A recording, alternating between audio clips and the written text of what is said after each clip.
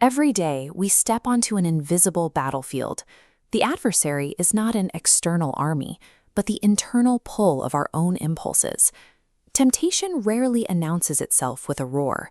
It infiltrates quietly through comfort, momentary pleasure, and the quiet rationalization that we can indulge just one more time. Most of us default to the reactor mindset. We wait until temptation hits and then rely on brute force willpower to survive the encounter.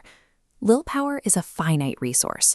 Relying on it as your only defense leaves you vulnerable, leading to an eventual collapse under the weight of your own lack of structure. We often view private compromises as harmless, but the mind keeps a meticulous ledger. No surrender is ever truly forgotten. Every time you give in to an impulse, your focus fractures. You surrender your trajectory incrementally, weakening your discipline one small moment at a time. This erosion has a psychological price. A person loses internal self-respect long before the world watches them fail externally. Temptation is strategic. It waits for the days you are tired, frustrated, or unfocused to strike at your weakened mental state. The destruction of potential is rarely a sudden event. It is the quiet result of desire being allowed to overwrite discipline. A disciplined mind does not simply fight temptation better. It prepares the environment so that the fight becomes unnecessary. Self-mastery is an architectural challenge.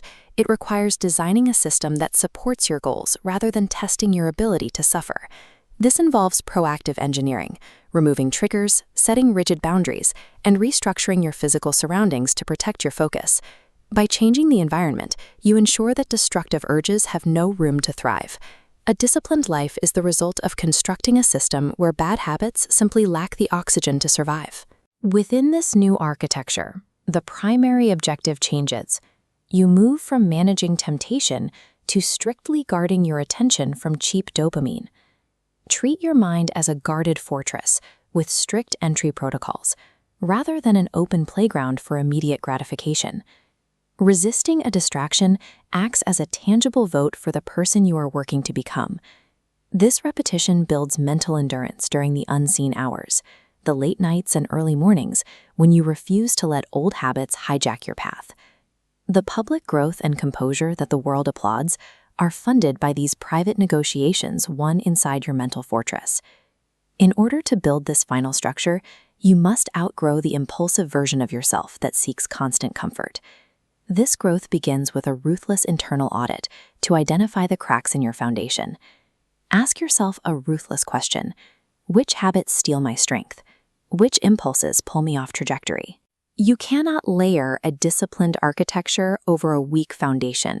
You must systematically dismantle your own self-sabotaging behaviors first. Those who master their impulses operate with a different kind of gravity. Their posture, tone, and confidence change because they possess self-command.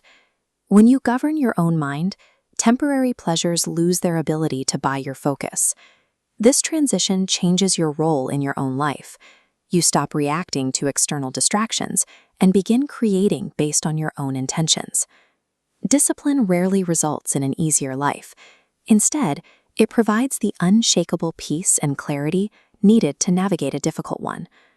By conquering your mental space and rejecting the poison of instant gratification, you reclaim the capacity to steer your own life.